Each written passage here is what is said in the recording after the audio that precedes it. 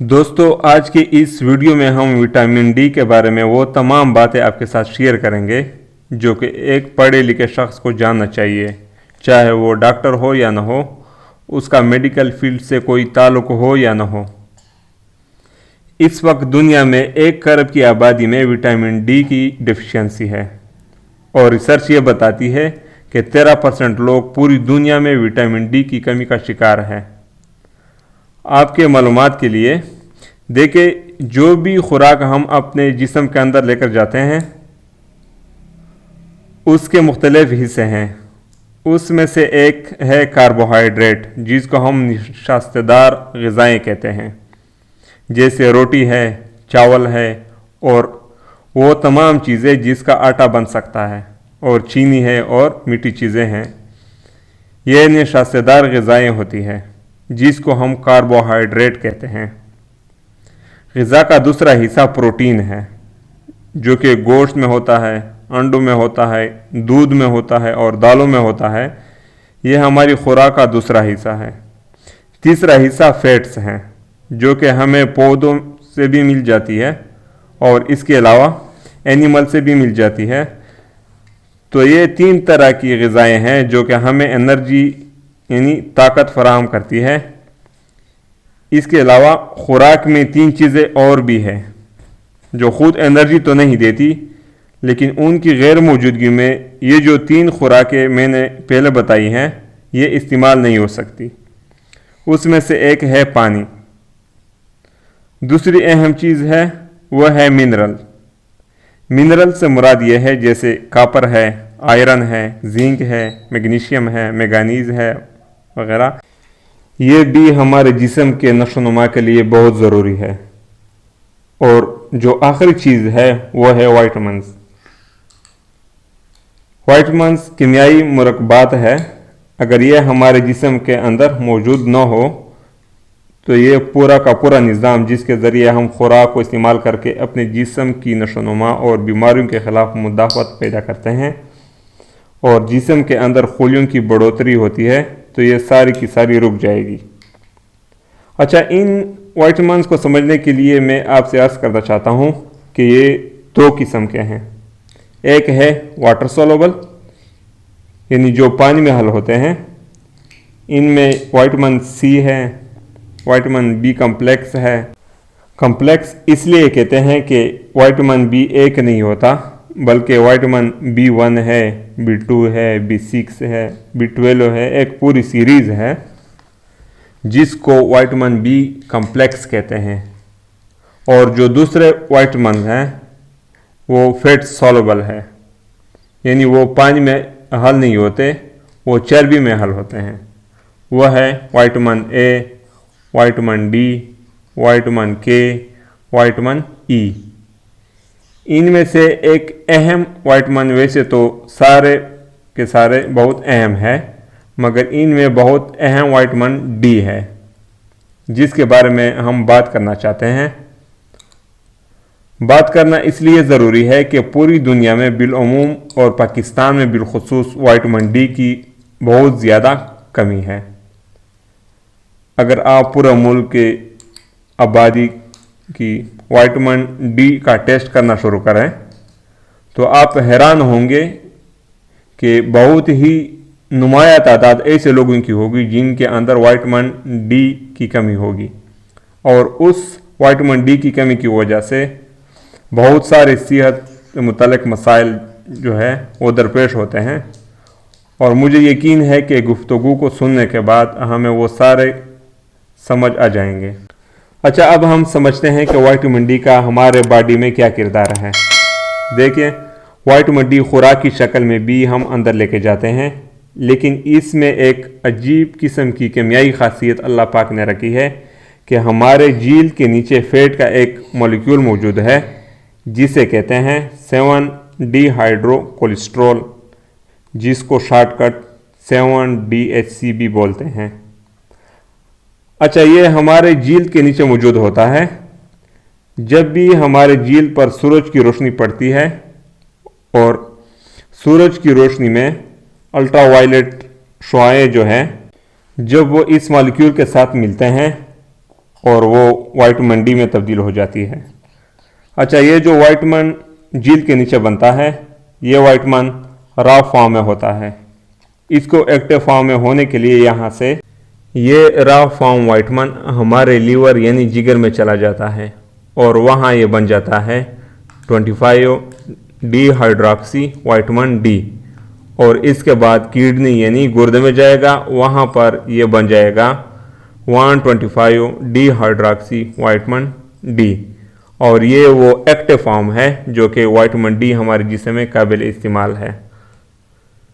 जैसे आपके इल्म में है कि हमारा जिस्म सेल से बना है, जो कि सेल के इर्द गिर्द बैरूनी एक मेम्ब्रेन है और सेल के अंदर न्यूक्लियस है, और न्यूक्लियस के इर्द गिर्द भी एक मेम्ब्रेन होता है जिसको न्यूक्लियर मेम्ब्रेन कहा जाता है, और ये विटामिन इस न्यूक्लियर मेम्ब्रेन के साथ अटैच हो जाता है यानी चिपक जाता है, और सेल की सारी रेगुलेशंस को और सेल के सारे निज़ाम के अंदर अपने असरात डालना शुरू कर देता है। जिस्म के वो हिस्से जिसके लिए विटामिन डी नागुज़ीर है उसकी ग्रोथ के लिए, उसमें से सबसे अहम हड्डियाँ है, हड्डियाँ और पटे, और जब विटामिन डी की कमी हो तो हड्डियाँ नरम हो जाते हैं और जो जोड़ है वो कमज़ोर पड़ जाते हैं, और जो हमारे सॉफ्ट टिश्यूज़ हैं वो कमज़ोर हो जाते हैं, और बहुत सी हड्डियों से मुतल्लिक़ बीमारियां ज़ाहिर होना शुरू हो जाती हैं अगर विटामिन डी की कमी हो। इस तरीके से हमारी जील्द और जील्द से मुतल्लिक़ हमारी बाकी अज़ा जैसे हमारे नाखून हैं, जैसे हमारे बाल हैं, इनके नशोनुमा के लिए विटामिन डी अशद ज़रूरी है। इसी तरह हमारी आंखें, हमारी बिनाई का जो सही नशोनुमा है, हमारे उन तमाम सेल्स यानी खुलिये की जो कि बिनाई इनके ज़रिए से होती है, वो भी बुरी तरह से मुतासर होते हैं अगर विटामिन डी की कमी हो। इसके अलावा थोड़ी सी तोजह आपका चाहूँगा ताकि मैं सेलुलर लेवल पर आपको अर्ज़ कर सकूँ कि विटामिन डी कैसे अहम है। देखिए, हमारे जिस्म के अंदर किसी भी बीमारी का तदरा करने के लिए जो निज़ाम मौजूद है उसे हम इम्यूनिटी कहते हैं या मुदाफ़ात कहते हैं। यह मुदाफ़ात दो तरह की है, एक है इनेट इम्यूनिटी और एक है अडाप्टिव इम्यूनिटी। मैं कोशिश करता हूं कि आपको समझा सकूं।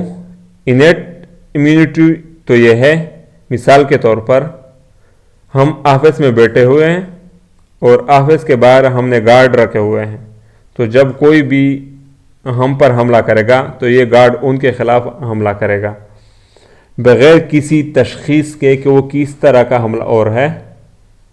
तो यह है इनेट इम्यूनिटी, यानी कोई भी जरासीम हमारी तरफ आएगा तो उसके लिए जो फर्स्ट लाइन ऑफ डिफेंस है उसे हम इनेट इम्यूनिटी कहते हैं। और अडाप्टिव इम्यूनिटी यह है कि एक ख़ास किस्म का आदमी आएगा, उसके पास ख़ास किस्म का वेपन होगा और हमारे पास एक ख़ास किस्म का गार्ड मौजूद होगा जो उसके पास वेपन को हैंडल करने की सलाहियत मौजूद होगी।